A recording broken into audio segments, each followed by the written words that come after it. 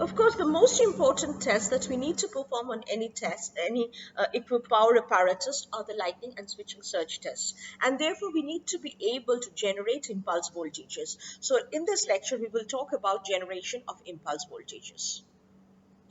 So when I'm talking about an impulse voltage, I'm essentially talking about a unidirectional voltage which rises quickly to a peak value and then it falls to zero. The rise time is generally much smaller than the fall time. So this is what is a general shape of a switching impulse. So Tp is the time to peak, and then there is a time to fall. Now, TD is the time above 90%. So this is the time for which the peak can be said to be the duration of the peak, in the sense that over this time, the value of the impulse voltage, the magnitude of the impulse voltage remains above 90% of its peak value. And then T2 is the time, the fall time, and this is the time that is required by the wave to come after crossing the peak to come back to 50% of the peak value.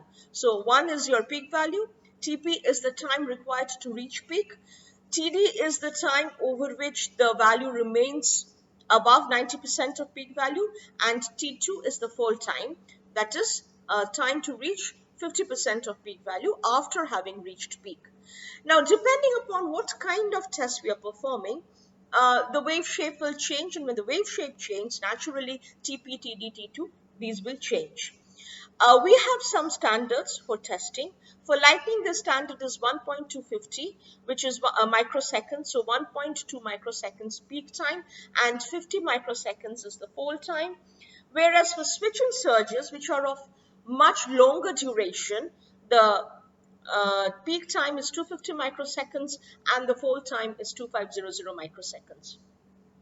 Now, obviously, if you want to generate impulse voltages with such small values, such small time durations, it may not be very easy to do it, which means that we have to have some kind of error margin. Now this, for lightning impulses, the error margin is plus minus 30% for the peak time. So when we want to generate a lightning impulse, we want a peak time of 1.2 microseconds plus minus 30% and 50 microseconds plus minus 20%. However, it is a little more relaxed for the switching surges. So for 250 microseconds rise time plus minus 20%, and for wave fall time 2500 microseconds plus minus 60%. So these are the standards that we work with, and these are the kind of wave shapes that we would like to generate for testing with impulse voltages. Now, we have to recognize that the impulse wave can be represented as a double exponential wave.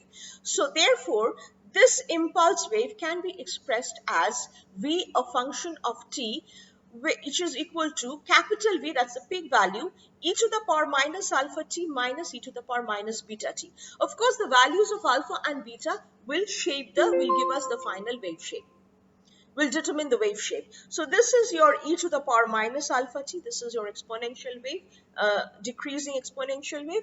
Whereas e to the power minus beta t is this. So when you add these two black curves together, this is the red curve which is obtained, e to the power minus alpha t minus e to the power minus beta t, which gives us the exponential wave. This gives us the shape of the exponential wave. And of course, capital V gives us the magnitude or the multiplying factor.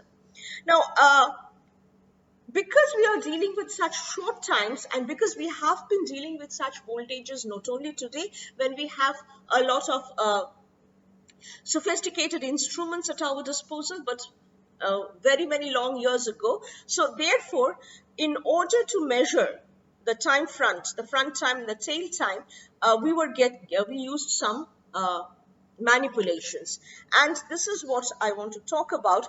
So if you consider this impulse shape, it is highly possible that you might miss the zero. If you want to measure the front time, you need to measure this time from 0 to the time t, this entire time t needs to be measured.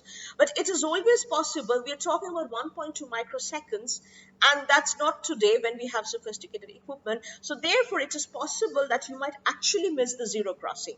And therefore, it might not be always possible to measure the front time with precision. Therefore, these approximations were allowed. So what we did was we marked, once we had the peak value could be marked. Once we had the peak value, we marked the point at which, the point B is the point at which 90% of the peak value is reached. And then A is the second point where 30% of the peak value has been reached. So once A and B, 30% and 90% of peak value have been marked, we draw a straight line joining A and B. Of course, the impulse wave will not actually have a straight line joining A and B, but 2 points can always be joined with a straight line. And that straight line AB will be extended to cut the x-axis or the time axis. Let's say the point at which it cuts the x-axis is O1. So O1 is therefore considered to be the virtual origin. So we have missed the actual origin, which is O, but instead of that, we can mark O1 by extending line AB to mark the virtual origin. And then we take the front time to be the value from O1 to the peak, which is, let's say, T, and from here we can also measure the time taken to reach the 50% value, which is at point C. What is done is, therefore, T1 is the virtual front time and T2 is the virtual time to half value. It is customary to set the virtual times to the prescribed values of 1.2 and 50 microseconds. So instead of taking O to T, that is the entire time, this time to be the virtual front time, we consider the time from the virtual origin, virtual zero crossing to the peak value to be 1.2. And T1 is considered to be, if T, capital T is, there is another way of doing this. You can mark, if you consider A to be the 30% value, then, and in that case, the front time would be 1.67 t, where t is the time from A to point B. So the time to reach from 30% value to 90% value, if that time is capital T, then the front time is given as 1.67 t, and t dashed is equal to 0.3 t1, which is equal to 0.5 capital T.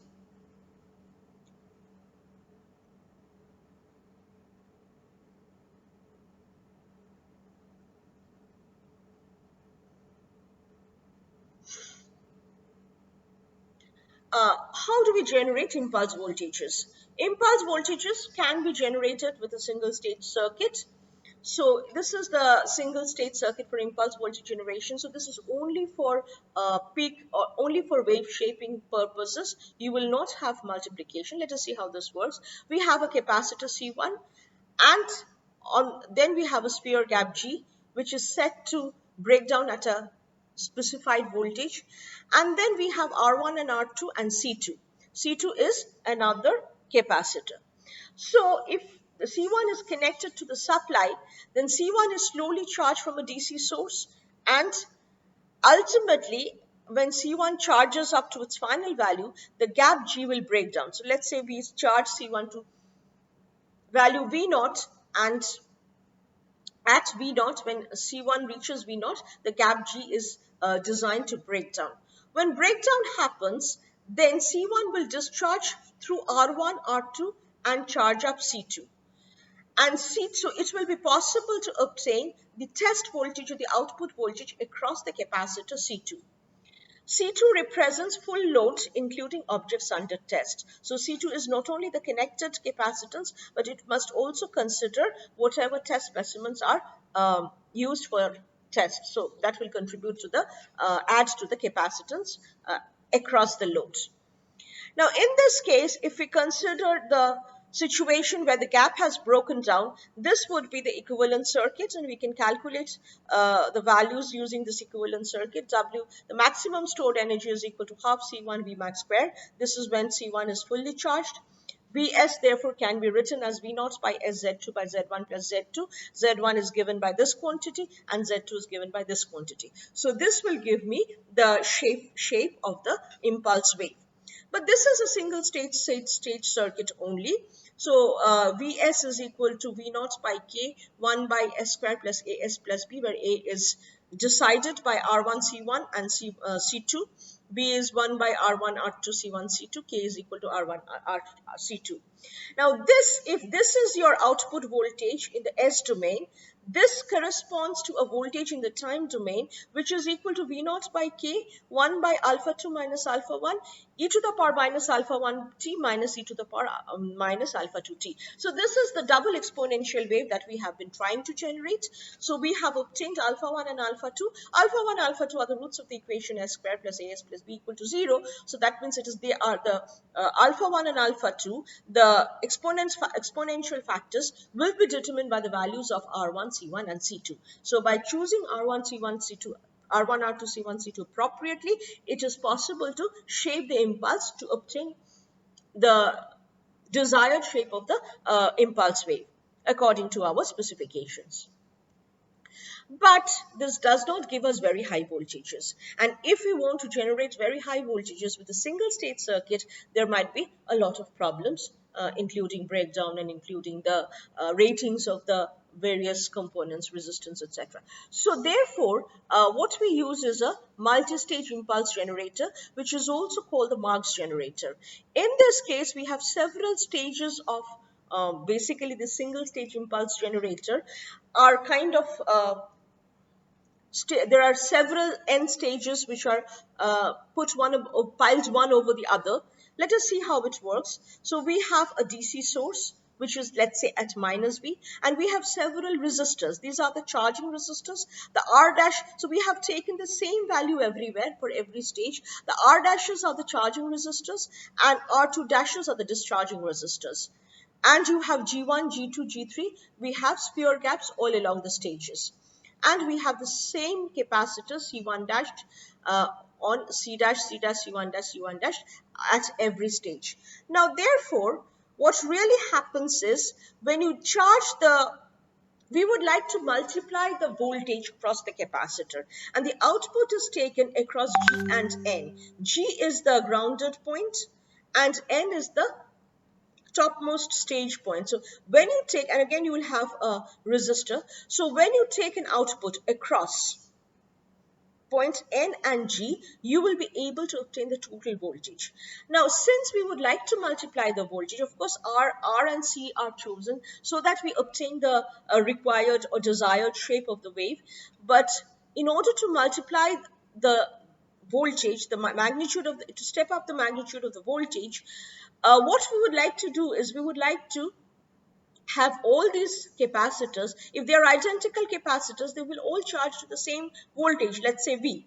Now we would like to charge them in parallel so that each of them charge to a voltage V. But when we discharge them, we would like to discharge them in series. So this is how it works. Let us say we consider a DC voltage of minus V and we charge this. So when we charge this, the points A will be at minus V, and therefore the point B will also be at minus V, and therefore you will have a potential. This point G is at ground, so you will have a potential V or a potential difference of V across this capacitance. So each of these capacitance will now be charged to a potential V. And at the same time, if this potential is at minus V, B is also at minus V, C is also at minus V, D, E, F. All these points are at minus V. On the other hand, since G is at grounded, so G1 is open, G is grounded, this point G, the earth point G is grounded, so G is at 0, H is at 0, I is at 0. So across each gap, you have a potential V, and each of the capacitors are charged to a potential V. So they are at this moment, they are all in parallel. Now, let us assume that the gap G1 is set to break down at voltage V. So as soon as this charges up to V, the capacitor charges to minus V, this gap breaks down. Now, when this gap breaks down, A was originally at minus V. As soon as the gap breaks down, A will quickly acquire a voltage 0. So the voltage at point A will quickly shoot up from minus V to 0. Now point at H was at 0, and across the capacitor C1 you have potential V. So the potential between A and H is V. So if when A was at minus V, H was at potential 0. If the potential at A shoots up to 0, then the potential at H has to shoot up to V. So now you have a potential V at H, whereas you still have minus V at point B, because this is happening very fast, instantaneously. So for that fleeting second, you have minus V and plus V across gap G2. So gap G2 now has a potential twice V across it, and therefore it will immediately break down.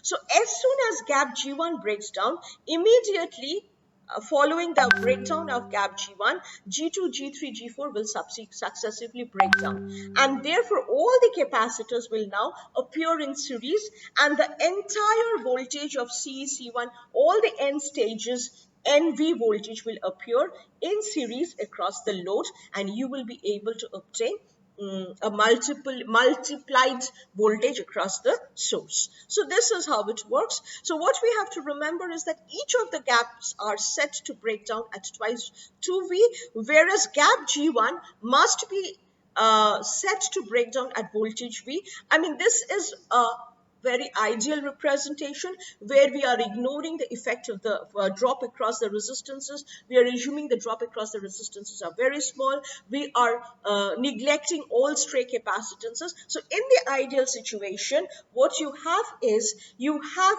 the gaps are open. At that instant of time, all the capacitances will charge in parallel to the same voltage V. However, gap G1 is designed to break down at voltage V. And as soon as that happens, a voltage twice V appears across the second gap and the other gaps. So naturally, these gaps are all identical. They're all set to break down at near about voltage V. So as soon as gap G1 breaks down, it is absolutely a given that each of the other gaps will break down. And when all the gaps break down in succession, therefore all the capacitors which have each been charged to voltage V will now be in series, will be in series, and the entire voltage across all the N capacitors will appear across the test specimen, and you will be able to obtain NV across the test specimen. And R and C are designed to shape the way. So there is then this point that this circuit will only work if we can ensure that gap G1 breaks down first. G2, G3, they are all set to break down at voltage V. So if you apply twice V, they will definitely break down one after the other. But all that will only happen if you can ensure that gap G1 breaks down at the initial instance. So therefore, if you remember, there is always a statistical breakdown is a stochastic phenomena, so there is always a statistical time lag involved, and you do not want to wait for one initiating electron to appear or not to appear, but you want that the breakdown should happen at the desired instance so that you have the correct wave shape as you want at the correct time. So therefore, what we need to do is we need to get rid of the statistical time lag involved with the breakdown of gap G1. And how can we do that? We can do that by ensuring that the time required for the initiating electron to arrive in the gap is 0. So for that, this kind of arrangement is done. You can irradiate the gap so that you kind of forcefully insert an initiating electron into the gap so that will start the Townsend process and drive the gap to break down. But that is not how it is done. This is the mechanism which is used for initiating the breakdown. This is called the trigatron spark gap. So in this gap, one of the spheres is a normal sphere. It's a high voltage main electrode voltage. So it's a solid sphere as we normally used. But here what we do is the other sphere would be a hollow sphere. it will be a hollow sphere which is held at voltage, let's say minus V or whatever. So the voltage will appear across the main gap, and there is an insulating bushing through which there is a conductor which is kind of a sharp, not pointed, but a rod-like conductor which has the same voltage. Now, ordinarily, this is inside the gap. This is the earth main electrode. Now, at the instant, and here this gap, there is an annular pilot gap. At the instant that we need the gap to break down, we will kind of charge this particular electrode. This trigger rod will be energized. As a result, there will be a very high local field enhancement in this annular or pilot gap between the earthed electrode and the trigger rod, and there will be ionization. So we need only that much voltage that is required for ionization to happen. As soon as ionization happens in this region, you have the initiating electrons, and automatically, therefore, this gap will go to breakdown. So by using this trigger rod, or what is called a triggertron spark gap, we can ensure that the breakdown of the main gap happens at the desired instant. Once that happens, the remaining gaps will break down and required voltage will be obtained.